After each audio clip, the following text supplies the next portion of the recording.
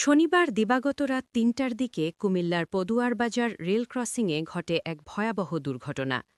চট্টগ্রাম থেকে ঢাকার উদ্দেশ্যে যাত্রা করা একটি মেইল ট্রেন ধাক্কা দেয় মামুন পরিবহন নামের যাত্রীবাহী বাসটিকে। সংঘর্ষের তীব্রতায় ট্রেনটি বাসটিকে প্রায় ১.৫ কিলোমিটার দূরে টেনে নেয়। আর এই ভয়াবহ ঘটনায় ঘটনাস্থলেই নিহত হয় ৭ জন। পরে চিকিৎসাধীন অবস্থায় আরও কয়েকজন মারা গেলে নিহতের সংখ্যা বেড়ে দাঁড়ায় ১২ জনে। দুর্ঘটনার পরপরই চট্টগ্রামের সঙ্গে সারা দেশের রেল যোগাযোগ বন্ধ হয়ে যায়। আখাউড়া থেকে পাঠানো রিলিফ ট্রেন উদ্ধার কাজে অংশ নেয়। উদ্ধার অভিযানে ফায়ার সার্ভিস, সেনাবাহিনী, পুলিশ ও র্যাব যৌথভাবে কাজ করে। সকাল ৮টার দিকে রেল যোগাযোগ স্বাভাবিক হয়। দুর্ঘটনার তদন্তে রেল ক্রসিংয়ের ২ গেটম্যানকে সাময়িক বরখাস্ত করা হয়েছে। নিহতদের পরিবারকে কুমিল্লার জেলা প্রশাসক মোহাম্মদ রিজা হাসান প্রতি পরিবারকে ২৫,০০০ টাকা করে নগদ অর্থ সহায়তা দিয়েছেন।